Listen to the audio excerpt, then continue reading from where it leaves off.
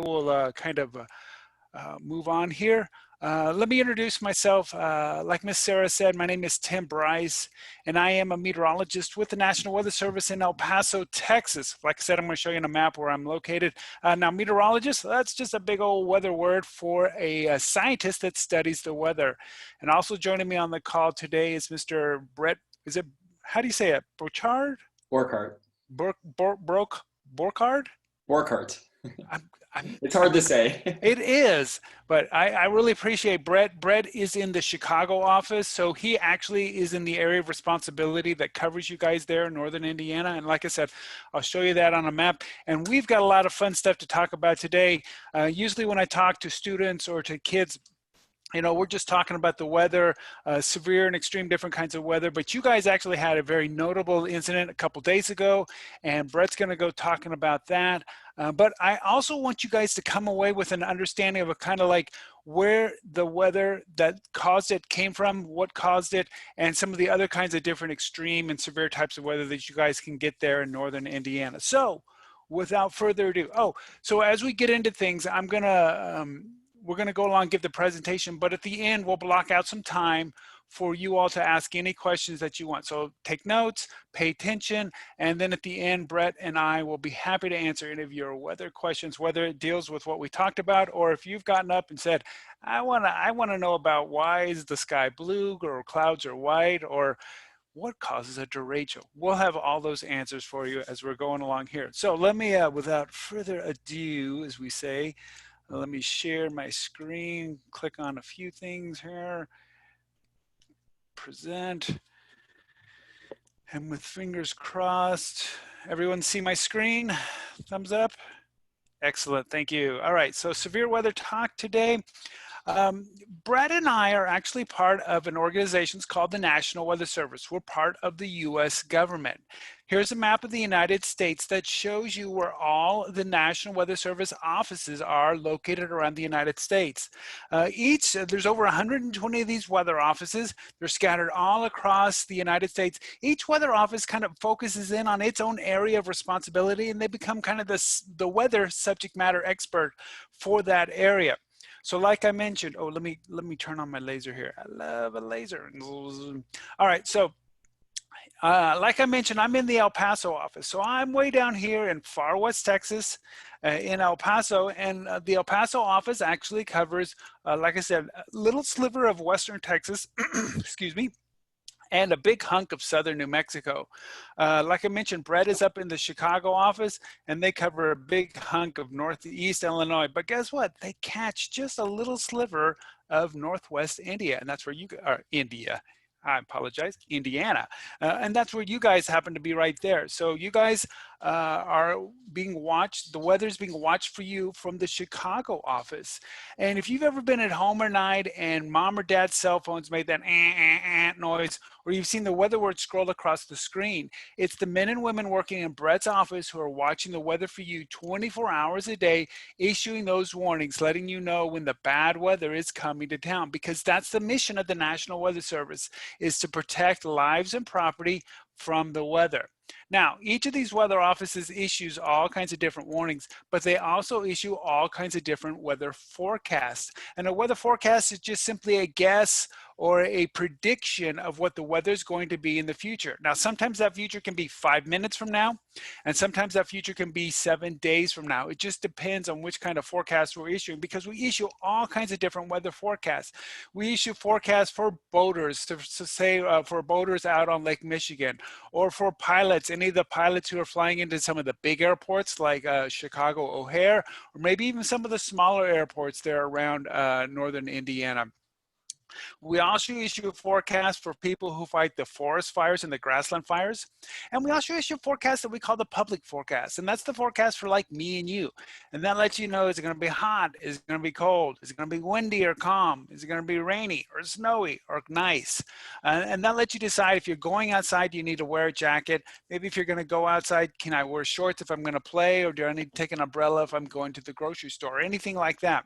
because it's the, like I said, it's the mission of the National Weather Service to protect lives and property from the weather and to help people make wise weather decisions. So it's Brett and I's job and all the other forecasters, all the other men and women who work in the National Weather Service in each of these offices to just keep watching the weather and let you know what's going to happen, and if bad weather is coming, to give you a warning to let you know you need to go inside, you need to move your cars in the garage or anything like that. All right. So as we get in here, before we start talking about individual types of severe weather, I want to take a little step back and I want to talk about thunderstorms, because so much of our severe weather, whether it's tornadoes or floods, start off with thunderstorms. And as you guys saw on Monday, thunderstorms, was the main factor that drove that derecho as it moved across, I should say, Indiana, Iowa, into Illinois and places like that. So we're going to talk real quickly about thunderstorms. Now here's another map of the United States.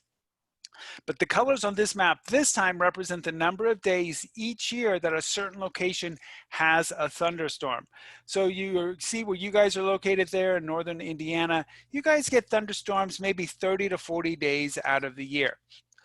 Your eyes kind of immediately drawn here to the middle part of the country, where parts of Missouri, Kansas, Oklahoma, Arkansas, they have thunderstorms 50 to 60 days out of the year. If you look off here to the West Coast, you'll see they have hardly any. Out of 365 days out of the year, parts of California, Oregon, and Washington, they only hear thunder 10 days out of the year.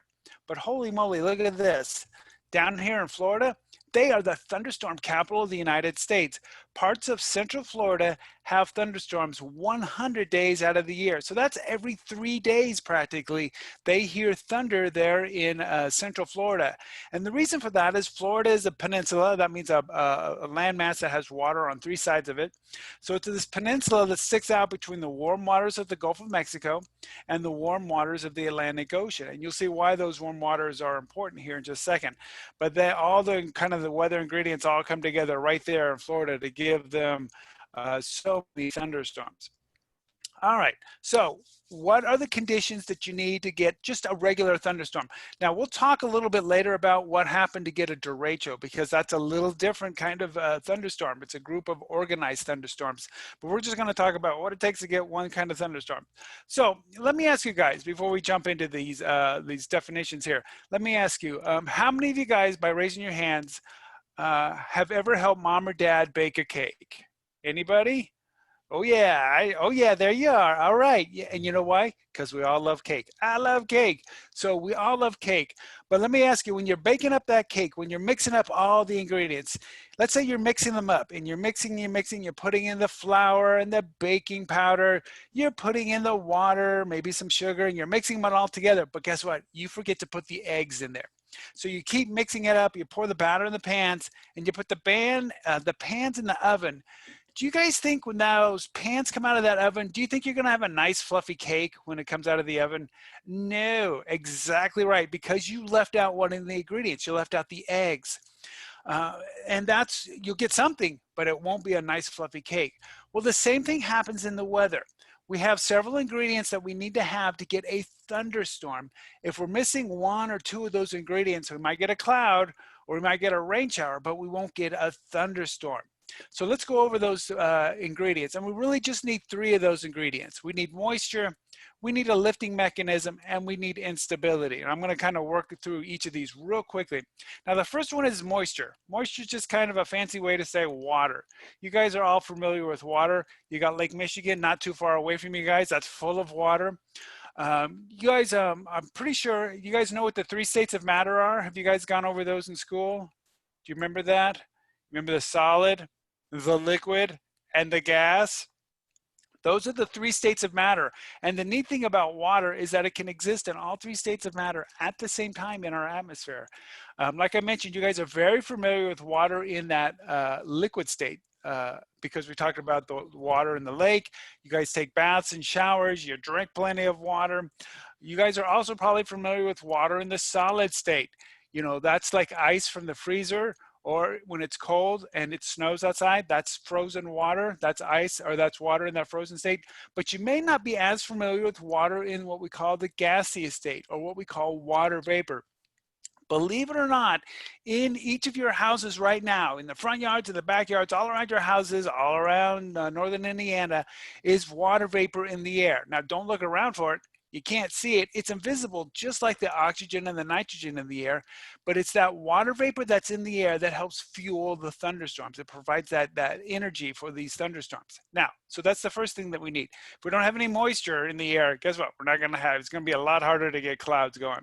Now, the second thing you need is a lifting mechanism. And that's an ingredient that kind of lifts the atmosphere in a broad kind of way. Now, when I'm saying a lifting mechanism, I'm not talking about like a crane or something like that.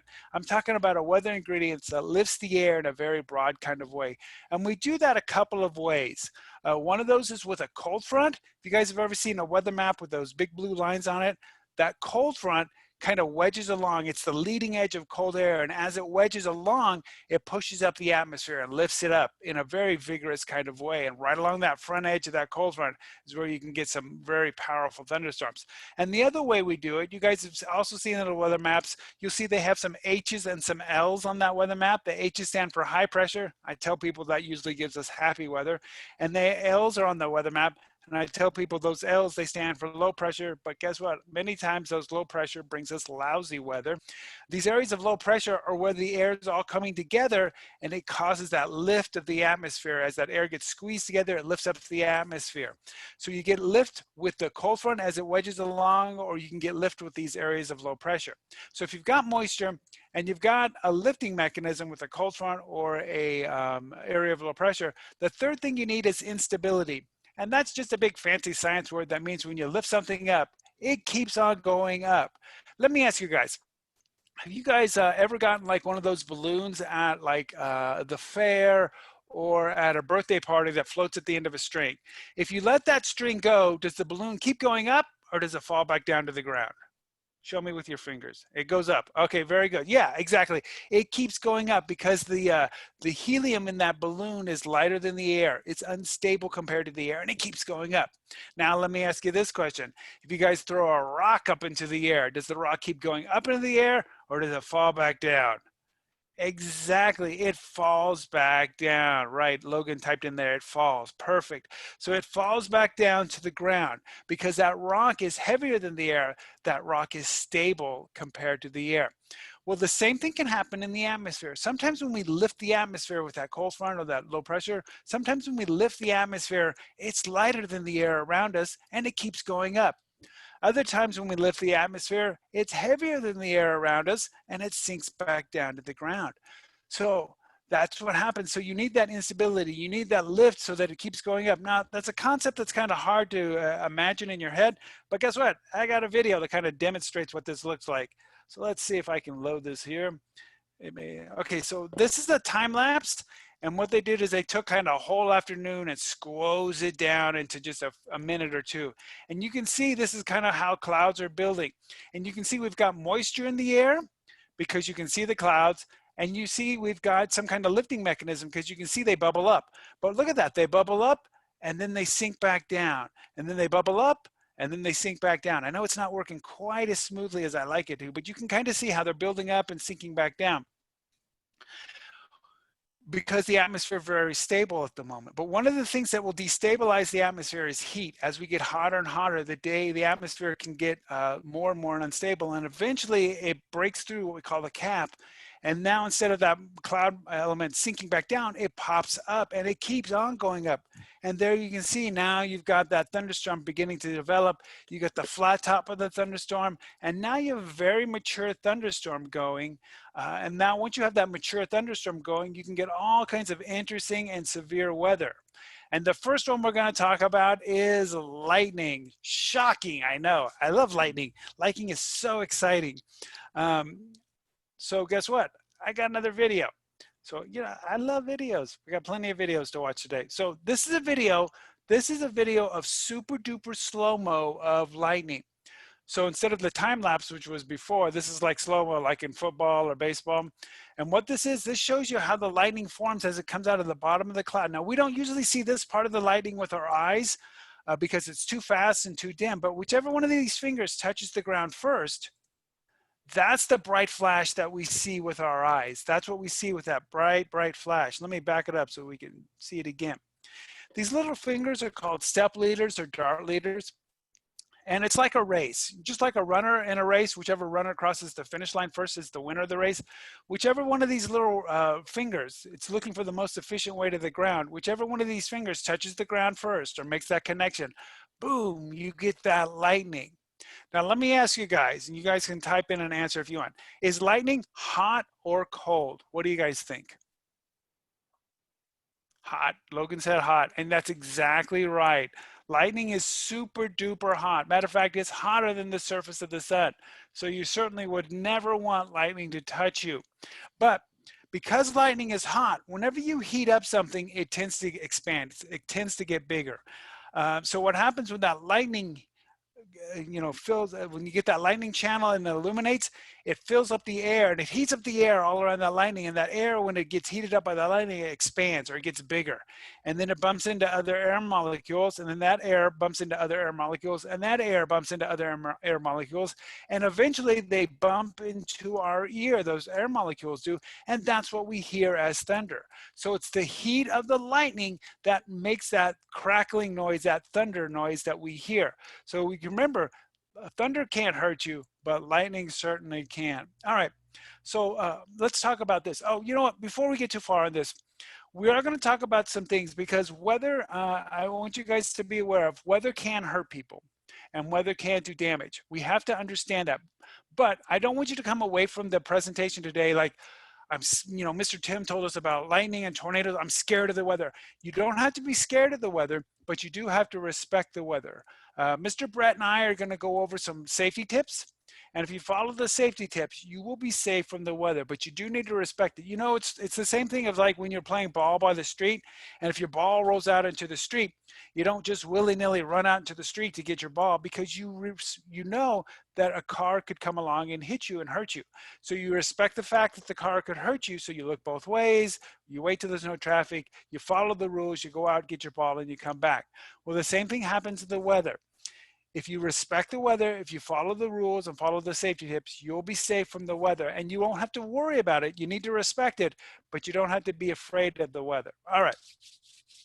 So let's talk about lightning facts. All thunderstorms produce lightning, and all lightning can hurt people. Each year, more than 400 people are struck by lightning in the United States, and sadly, 50 of those people die each year. During a thunderstorm, there is no safe place outside. That lightning can reach 15 miles out in front of the storm, and it can also reach 15 miles out behind the storm. So even after the thunderstorm has gone by you, it can still reach out back behind the thunderstorm up to 15 miles. So we have a saying in the National Weather Service: when thunder roars, go indoors. And that's just a little rhyme to help you remember, if I hear thunder, that's time to go inside, because if I hear thunder, I'm where the lightning can get you.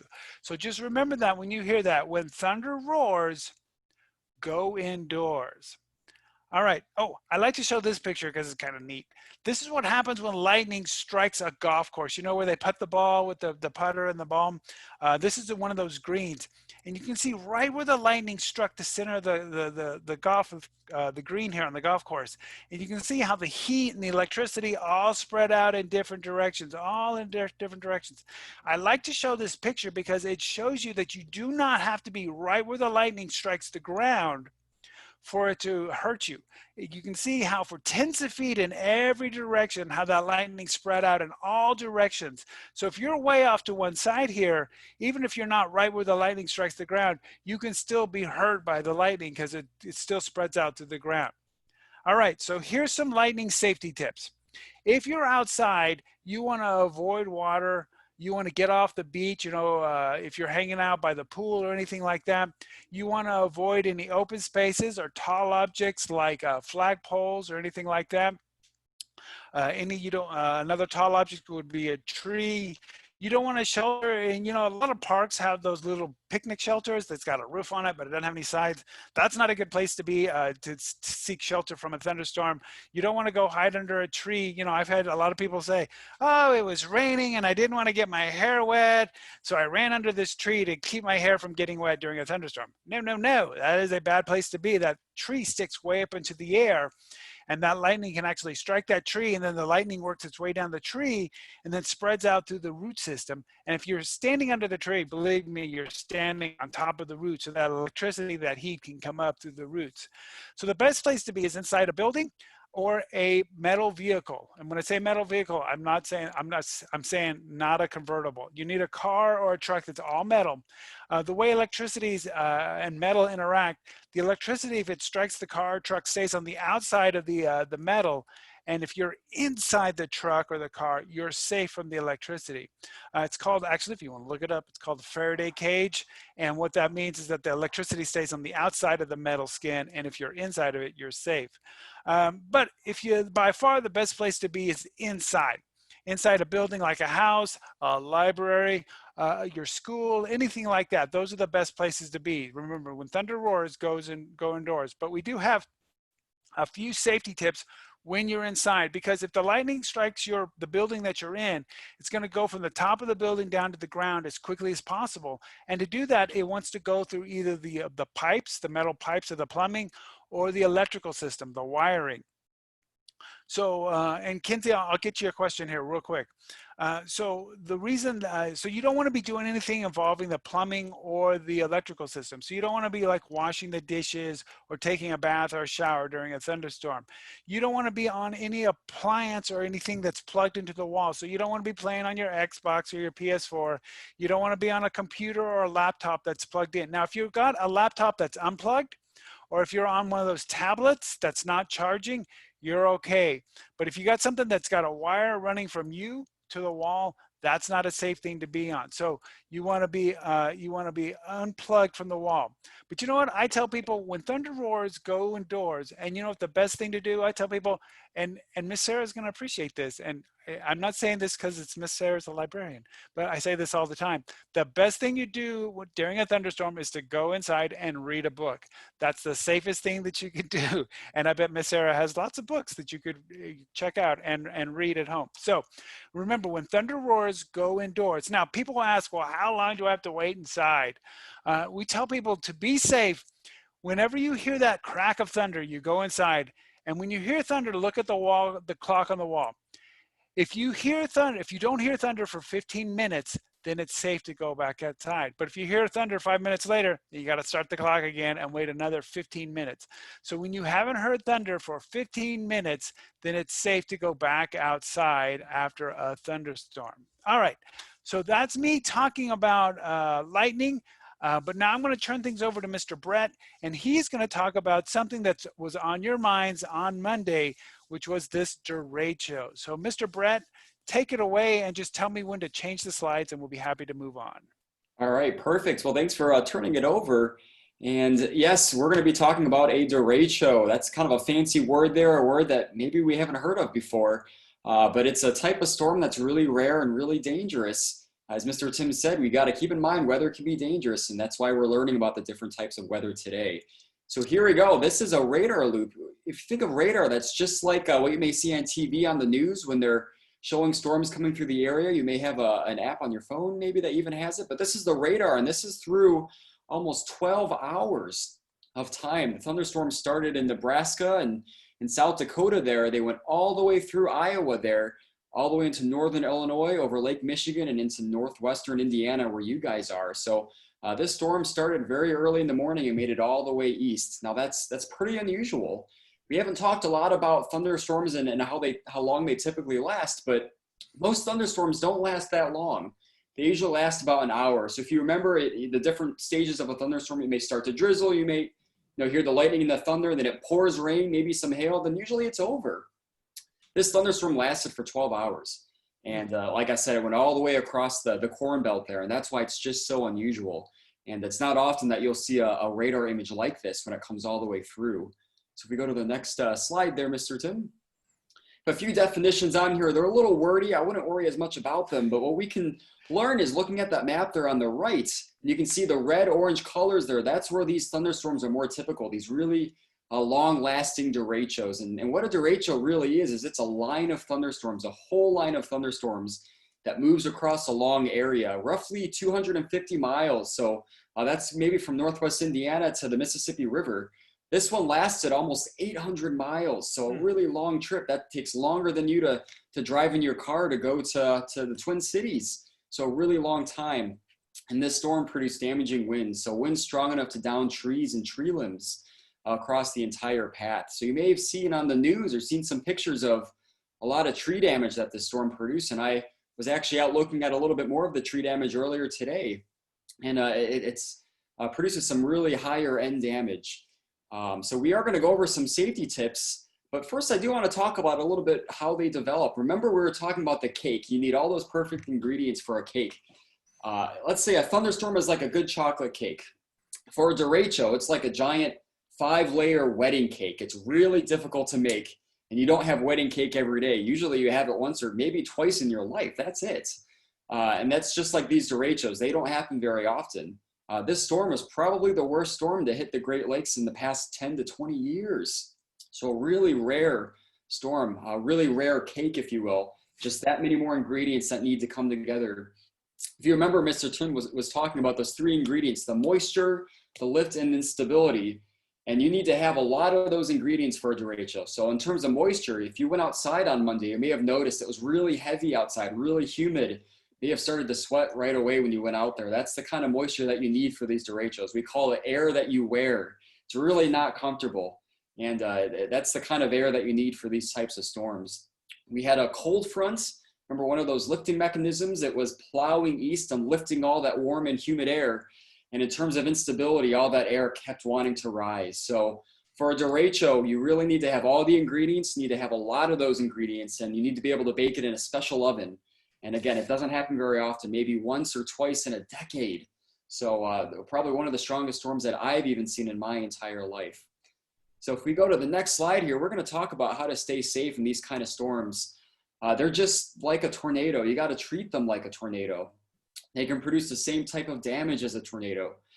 So if you hear thunder, go indoors, read a book, as Mr. Tim had talked about. With this kind of storm, you're actually going to want to take cover. You're going to want to maybe get to a basement or an interior room like a closet or a bathroom, because the winds may be strong enough to cause damage to your house. And you can see in that picture there, all that siding, it was all hit by debris and it caused a lot of damage. Look at the car, the windshield there. Really damaged. So it's really important to be inside when one of these storms comes through. You want to stay away from windows and skylights and head to a safe location in your home. Sometimes you may hear the sirens go off when this kind of storm is coming close by. The outdoor warning sirens, the tornado sirens, they'll sound them for these kind of storms as well, because they're just as dangerous. And in some respects, they affect a much larger area than a tornado would. So you got to treat them just like a tornado. If you are in a car, maybe your parents are driving you to or from school or something like that, you may find that they're going to slow down or maybe even pull off to take cover. Again, these storms don't come very often. You don't have to worry about them coming very often. That's good. Most storms are not this dangerous, but if you hear of a derecho again, maybe another derecho coming towards you, you got to take it very seriously and take cover. I'm going to advance to the next slide. Speaking of tornadoes, this one was in Kokomo, Indiana, which is pretty close to you guys, actually. Tornado is, I'm sure you've seen them pictures and movies. A tornado is obviously pretty dangerous, and it's a rotating column of air. So if you think of a ballerina spinning really, really fast, that's what a tornado is like. Or maybe in the bathtub, if you notice the water draining, that's like a tornado. It spins really, really fast. And is this just a picture or just a video there, Mr. Tim? I don't remember. That's just the picture, but the next slide has the video. Yeah, so let's look at a video. This is from Katy, Oklahoma, out in the plains. And we're going to talk a little bit about where these tornadoes are. But why don't we take a look at this video here of what tornadoes can look like. It's either very distinctive, a big column of air, a big funnel cloud. You can see a lot of debris flying around the base of the tornado there. Look how fast that air is moving. If you see something like this, you definitely want to take cover. You don't want to be like this person in the car here. Storm chasing can be really dangerous. It's almost like a little drill bit drilling into the ground there. It does a lot of damage. Look at all that debris flying around, that siding of a house flying around. The debris can fly far away from the tornado, so you don't have to be right in the tornado to be in danger from these. You can see the power poles are flashing there. Trees are being thrown across the road. It's really something. Really strong tornado here. I believe this was an EF4 tornado. You may have heard of the EF scale. We will talk a little bit about that here, but just a really damaging tornado here.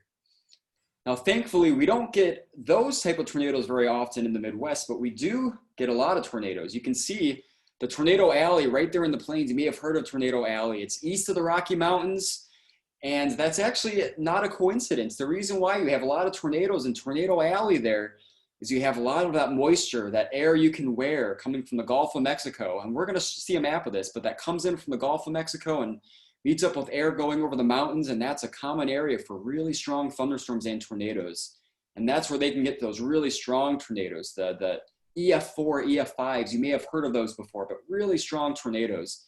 Now, there is a secondary maximum in tornadoes, average tornadoes per year, and you can see that is actually over Indiana there. It stretches a little bit west into Illinois as well. And those red colors mean we average 5 to 7, maybe a little bit more tornadoes every year. So this is something that we have to keep an eye on. That's something that at our office in Chicago here, we definitely keep an eye on.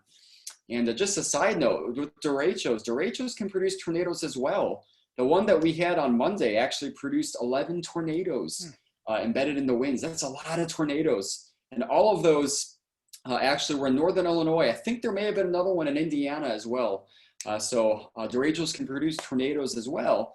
But I just want to highlight that, yeah, we are in an area here where we can get tornadoes. And in terms of the time of year, most of our tornadoes, they come in June, if you can believe that. So April, May, that's when we start to get a little bit warmer. But June is our big tornado month. So once we get past June, typically we don't see as many tornadoes, but June is our month. And most of the time, tornadoes come in the middle of the day. So from lunchtime to about dinner time, that's when you really have to keep an eye to the sky if we're expecting severe weather. Dinner time especially is when we mostly have tornadoes if they do occur. So if we move on to the next slide. So here's that diagram I was talking about. There's a lot of things on here that we can look at, but this is why Tornado Alley is so famous for tornadoes. You have a lot of cold, dry air that comes from the upper plains there. It funnels over the Rocky Mountains, and it meets with that air you can wear, that really heavy, moist air from the Gulf of Mexico. You also have warm, dry air that comes from El Paso, where Mr. Tim is. That all comes together over the plains there, and you get all those weather systems, the cold front, warm fronts. You get the clashing of the air masses there. That's a favorite spot where you get all the ingredients together where you can get tornadoes. And storms that produce tornadoes, they're similar to derechos, where they're a little rare. It's like making that wedding cake, a very special cake. You need a lot of ingredients to come together just right. If one ingredient isn't just right, you forget the eggs or forget the sugar, it doesn't happen. And that's a good thing, because we don't want tornadoes. We don't want tornadoes at all because they're damaging. So really a lot has to come together just right to have tornadoes. And especially in the plains, that's where they have strong ones. So I did talk about the EF scale, the Enhanced-Fujita scale, kind of a funny name there. But that was a scientist who really studied tornadoes well before you guys were born, before I was born even. And he was known for looking at tornado damage and studying tornadoes at the University of Chicago, actually. So pretty close to where you guys all live is where Mr. Fujita, Dr. Fujita, did a lot of his work. And he created a scale to measure the strength of tornadoes, the damage scale, the strength of tornadoes. And it goes from EF0 to EF5, where EF5, those are the strongest tornadoes. Those are the ones that you see a lot in the plains, where it just destroys everything in their path. And thankfully, we don't get a lot of those up here in the Great Lakes. We have had one F5 tornado before in the area. That was in Plainfield, Illinois. It's in the Chicago area, so a little far west of you, but we can get them, so we can't let your guard down. But most of our tornadoes are in the EF0 to EF2 range, roughly no wind strong enough to destroy trees and even damage homes. And in the case of our derecho, sometimes the winds aren't spinning. You don't have rotating winds, but you can get winds that are as strong as a tornado.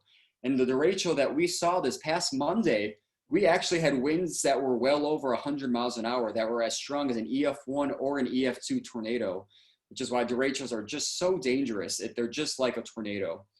And when it comes to this EF scale, the way we rate this is we go out and we look at the damage ourselves to see what kind of damage the tornado produced. And even earlier today, even I was on a damage survey from this past derecho, looking at some of the damage and looking at some of the tree damage. So this is another component of our jobs that we do to assess the damage after a storm. But again, you may hear of this EF scale. Most of ours are on the weaker side, but they can still be dangerous. They can still really damage homes and trees. And anytime you hear those tornado sirens going, you want to make sure you take cover, go to a basement or an interior room.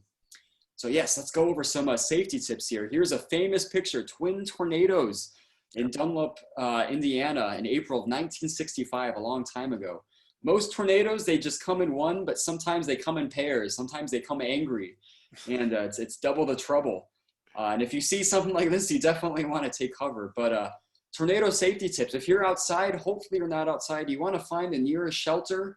If you're in a park, sometimes they have those bathrooms outside, the well-fortified buildings, not the porta potties, but the well-fortified buildings. You want to maybe pull off to a gas station or get inside of your school, somewhere that's safe, a really strong building that you can get inside and get down low. You don't want to ride out a tornado in a car or just outside. Worst case scenario, if you have to get down to a ditch and cover your head, that's a worst case scenario. You do want to avoid that because there can be flying debris. But hopefully you hear the sirens before you see a tornado. You don't want to wait to see a tornado, I should say. If you're in a tornado warning, you see hear the phones go off, your parents' phones go off. On the TV, it's flashing. You want to take cover, even if you don't see the tornado. They can come very fast. In fact, I was talking to some homeowners earlier today that were hit by a tornado, and they said it was so fast they didn't expect it. They didn't have time to take cover. You got to take faith that they're coming and take cover right away. So when you are inside, here's some tornado safety tips. You want to seek shelter in a strong location. So if you're inside of a house or an apartment, you want to go to a room in the middle of the apartment or the middle of the house, like a closet or a bathroom. A smaller room especially, because it's a little stronger.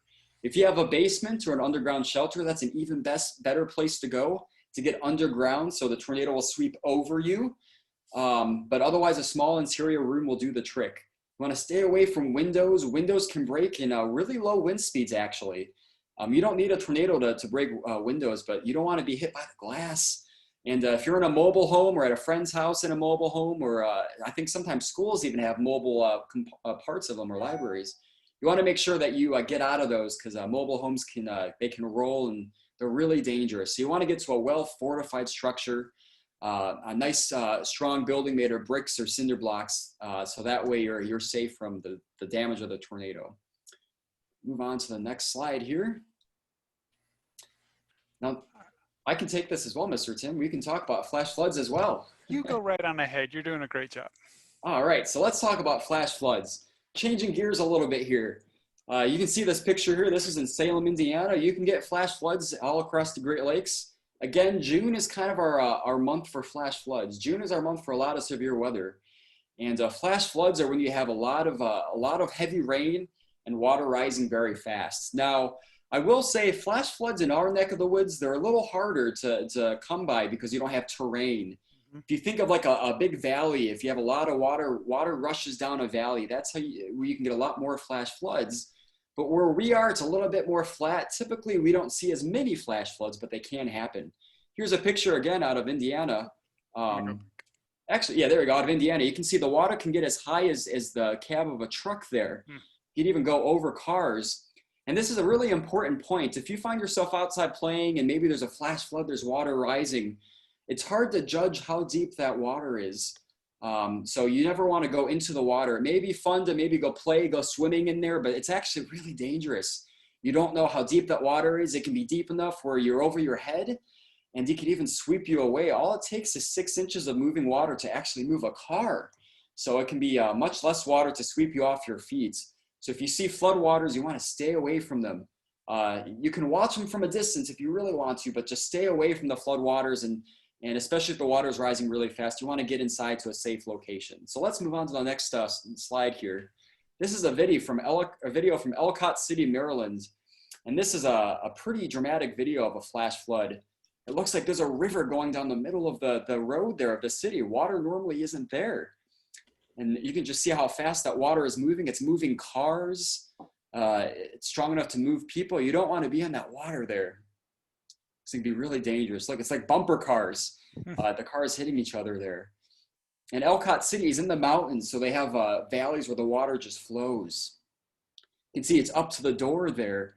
In fact, that's probably not a safe location to be. The water can rush through the door, though. You want to be away from that. So thankfully, we don't typically see flash floods quite like that in Indiana, but we can see floods like this picture here where the water rises up next to a house there. How many of you live near a river? Raise your hand. There's a river nearby. Maybe a small creek. Yeah, a lot of times that's where the flooding can be observed from a flash flood. The water rises really fast in a creek if it rains really hard. So if you live near a river or a creek, make sure that if it rains really hard, that if your phone goes off for a flash flood warning, or you see the crawlers on the TV for a flood warning, make sure you know that where you are and where you know to go to a safe location if the floodwaters are near you. And again, you never want to go into floodwaters. As we see here on this slide, cars can float in as little, well, actually, it takes 6 inches of water just to move a car. So if you're in a car, if your parents are driving, make sure you don't go into the floodwaters there. And unfortunately, people have died in flash floods and floodwaters. So turn around, don't drown. That is the phrase we always like to say. Remember, when thunder roars, move indoors. And same here, turn around, don't drown. So yeah, flash floods are, again, most typical in June and maybe May is when we have most of our flash floods. You can also get floods in the spring when the snow is melting, all that frozen water. Remember the states of matter, that frozen water turns to liquid, it has to go somewhere. So we talked about not flooding floodwaters or flooded roadways. You don't want to walk or hike or go into the floodwaters. It could be a lot deeper than you think. It could be over your head. You want to be patient for the floodwaters to recede. And if, again, we talked about if you're near a river or near a spot that typically does flood, there may be a situation where you want to seek higher ground. And although this is a little related, I do want to take a moment to talk about Lake Michigan, the Lake Michigan hazards, because it is similar to water. If you're at the beach and you see red flags flying, you don't want to go swimming into the lake there. Lake Michigan can be pretty dangerous, just like the ocean with rip currents. You may have heard of rip currents and big waves. The Great Lakes, we can get just the same kind of waves. Just about a month ago, we actually had 10-foot waves on Lake Michigan crashing into the shoreline. You don't want to swim in those kind of waves. They can sweep you off your feet. We don't have a slide for this, but when it comes to rip currents, if you do find yourself swimming in Lake Michigan, and if you do find yourself in a rip current where you can't get back to the shore, what you want to do is you want to lie on your back and you want to float out of the rip current. If you fight the rip current, you're going to get really tired. Lay on your back and float, and you're going to slowly get out of the rip current. That's the way to get out of a rip current. But you want to check the forecast before you go to the beach. Even if it's a really hot day, sometimes the beach can be dangerous. Check the forecast, check the beach forecast, and if red flags are flying, you don't want to get in the water, even as tempting as it may seem. So just wanted to get that little plug in there for Lake Michigan, because that is it can be quite dangerous. Want to take hail, Mr. Tim? I'll go ahead and wrap up with hail, and then we will answer your guys' questions. So hail is, we talked about the 3 states of matter, and we talked a lot about rain, but hail is that frozen state of matter, that frozen water that falls in those balls of ice, or usually they're not too big, pea size. How many of you guys like to eat peas for dinner? Delicious, right? No, I don't like peas. Peas are yucky. But a lot of times your pea is just, your hail is that pea size, not too big. But every once in a while, you can get that bigger size hail, that golf ball size hail, baseball size hail, maybe even softball size hail. And we'll talk why that is.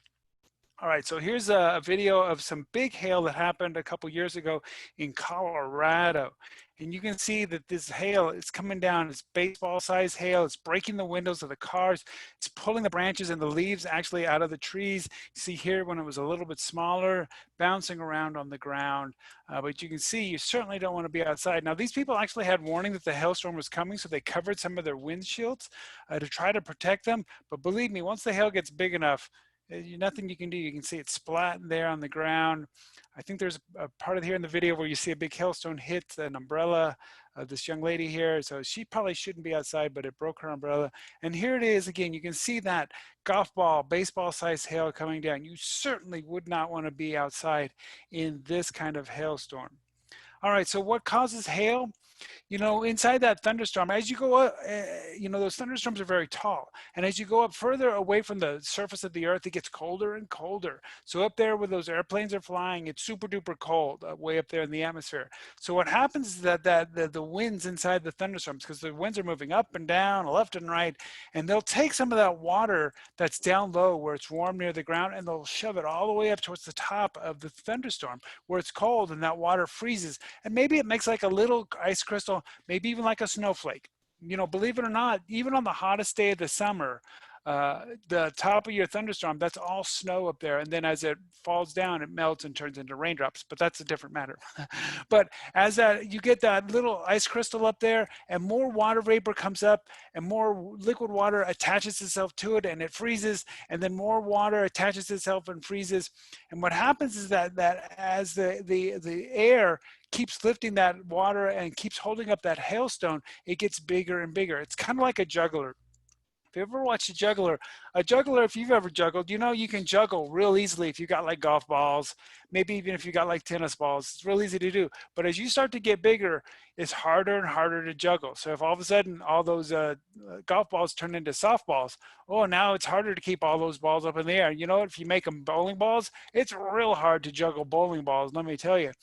Well, the same thing happens in a thunderstorm. As the hailstorm gets bigger and bigger, it's harder and harder for that air, that wind, to keep it elevated, keep it up in that thunderstorm. So eventually it gets big enough and falls down to the ground.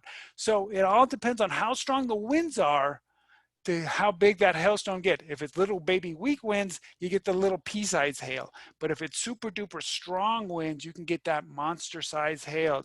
It all depends on the wind, the strength of the wind inside those thunderstorms. Now, the safety tips, they look very familiar than the ones we talked about for the derecho. Again, because it's very similar kind of things that you need to do. You need to go inside. Of course, when thunder roars, go indoors. Go inside. You know, you might want to close the windows, put the blinds in front of your windows if you have a chance. If you don't have a chance, don't worry about it.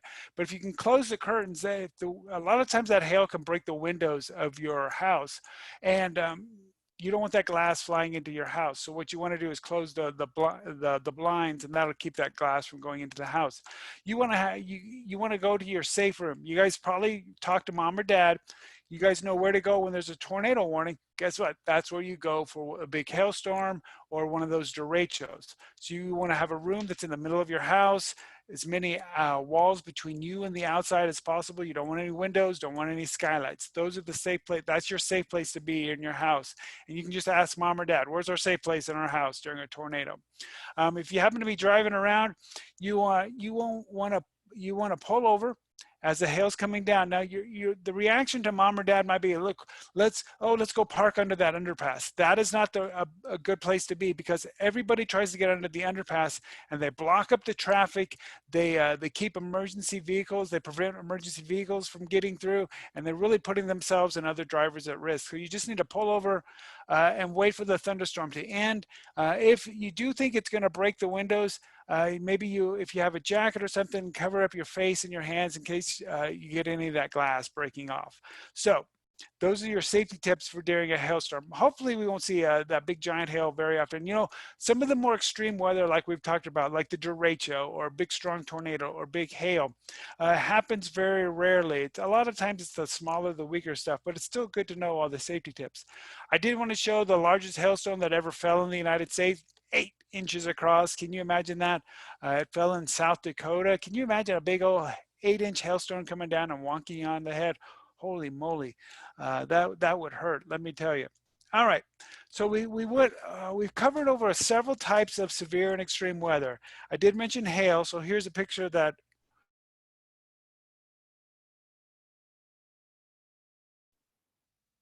Uh-oh, looks like he may have frozen there. Can you guys still hear me?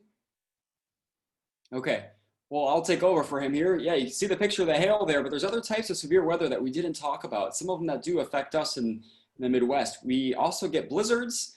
You may have seen when it's really like the whiteout outside. Maybe you get a snow day. We get blizzards. There's something called a haboob, and that's we don't get those up here. That's a big dust storm that affects more like El Paso in the western U.S. We do get ice storms. That's a bunch of ice accumulates on everything. Sometimes we do get some wildfires even up in Indiana and Illinois. They're not as bad as out west where they're burning through acres. But oh, the slide went away there. But sometimes we do get some wildfires even up in our neck of the woods. So the slide is gone there. But what we will do here is we will open this up for questions. Does anyone have any questions about what we talked about, or really any other types of weather? I guess you can type it in if you have a question. Type it into your chat there, and we will get to your questions. There you go. I don't know if we ever did answer that question of rubber tires help in a car. If you are inside of a car, that is a relatively safe place for lightning just because you're surrounded by metal. So if you're in a car and there's lightning, that is okay, but you probably do still want to get into a more well-built shelter like a house. Very good. Does anyone else have any questions?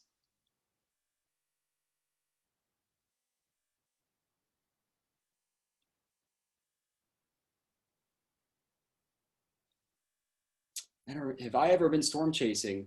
Well, yeah, so I will first say it is not a recommendation. You got to leave it to the professionals. I've never actually been storm chasing itself. I have been out in some pretty dangerous storms. I went to school in Oklahoma, and Oklahoma's right in Tornado Alley there, and we got quite some bad storms out that way. So storm chasing can be really dangerous. You have to be aware of where you are, where the tornadoes are, and that can all develop really fast. So I'd say leave it to the professionals on TV to do the storm chasing. That's a great question. All right, we have a question here about who's responsible for long-term forecasts. Well, us here at our office here, we're actually located in Romeoville, just outside of Chicago. We're responsible for 7 days roughly of forecasting into northwestern Indiana. So that's going to be us. When it comes to really long-term forecasting, so like maybe several months, like a winter outlook, that is done by, it's another branch of the Weather Service. It's the Climate Prediction Center. It's kind of a big word there. But it is still NOAA. It's still our agency, just not our office in particular. So that's another great question. I have a question. Hey, I'm back.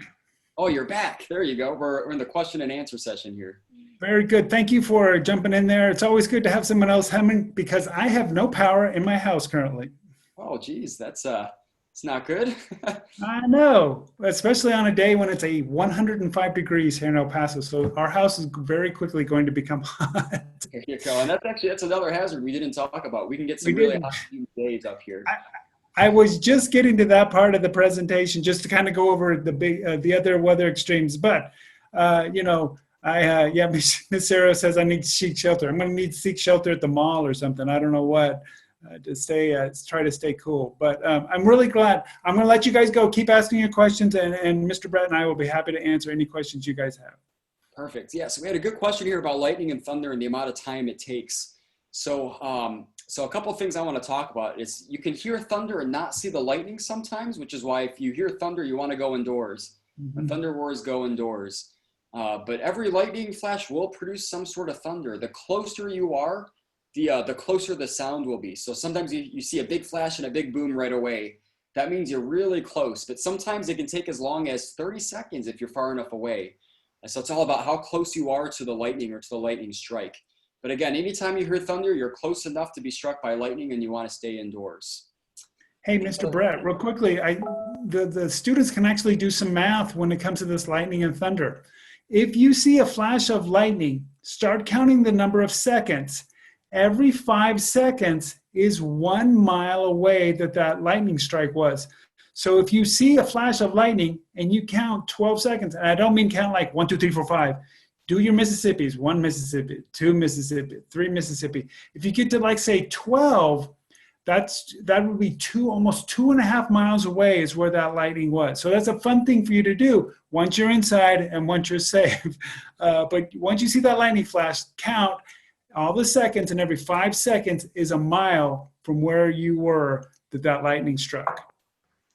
Yes, that is great. That's a great way to do some quick math.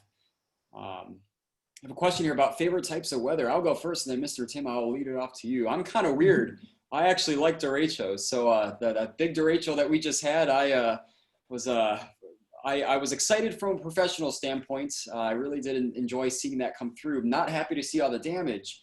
But that type of weather is actually my favorite type of weather. I grew up in the Chicago area, and when I was growing up, we had a really bad derecho come through, and that's what got me really interested in weather. So That's my favorite type of weather. How about you, Mr. Tim? I really love lightning. I'm in a part of the country where we do not get thunderstorms very often. We'll go like months and months without even hearing thunder. But during the monsoon season, and that's from July to September, we will have thunderstorms almost every day of the year, most years. Unfortunately, this year has been a big fat disappointment for our monsoon season. But during a regular monsoon season, I can have thunderstorms almost every day of the monsoon season. Sometimes those thunderstorms are real close to me. Sometimes they're way off, far away from me. But I can see lightning almost every night during a regular monsoon season. So I really like lightning. It fascinates me. It's very interesting. It's impossible to predict where the exact lightning strike is going to be. But again, we can track those thunderstorms and let people know where the thunderstorm is going, and then they can seek shelter and get out of the way for something like that. How about some of you? Why don't you type in your favorite type of weather into the Yeah. chat box there? Yeah, I'd love to see. The Great Lakes are really cool because we have 4 really well-defined seasons, and we get really everything from blizzards to severe storms to tornadoes. Like thunderstorms, but your dog doesn't. Yeah, that's pretty classic. A lot of times animals are scared of the thunder.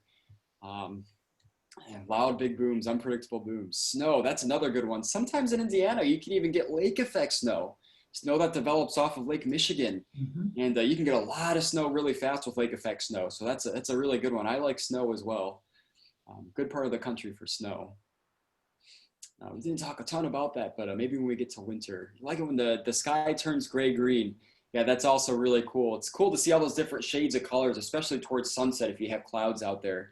But if the sky's getting really green, you may want to check the weather forecast and maybe consider getting inside. Sometimes that means the weather's going to turn foul.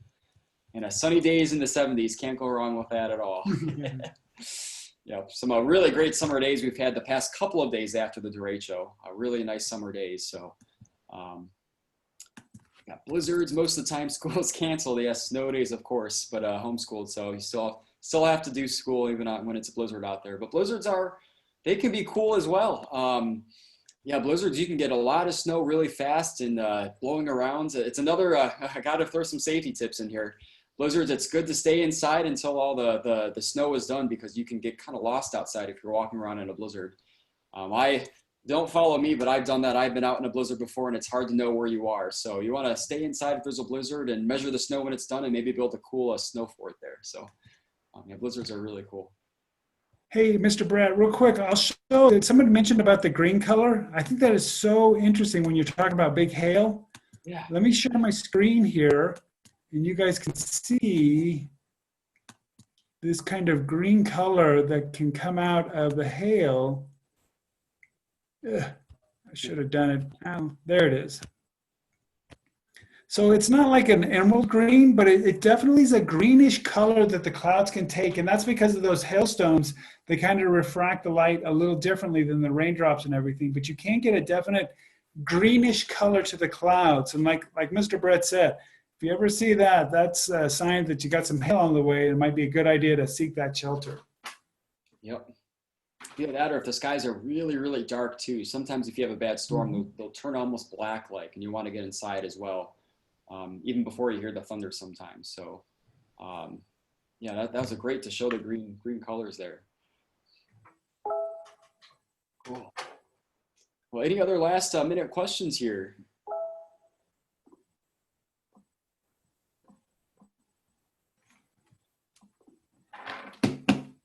Well, I'm not seeing anything come in there, Mr. Tim. Nope, I think we're good. Oh, Miss Sarah, you're still muted. Nah. Here's what I found on the web. Can we all say thank you to Mr. Tim and Mr. Brett? This has been awesome. Extremely informative. And Mr. Tim, please get to a cool place. You betcha, guys. Thank I don't you. know what we're gonna try to figure this out. Nice. We're gonna figure out what's wrong with the electricity. But you guys remember just to stay safe. Remember the safety tips that Mr. Brett and I went over with you. When thunder roars, go indoors, turn around, don't drown. Respect the weather, but you can enjoy it and watch it, but do it from a safe place. Okay. Great. You guys have a great day. Stay safe. Mr. Brett, Thank great. you. Great to meet you too. Okay. Bye-bye. Bye. Going to lunch? Bye. Have a good one.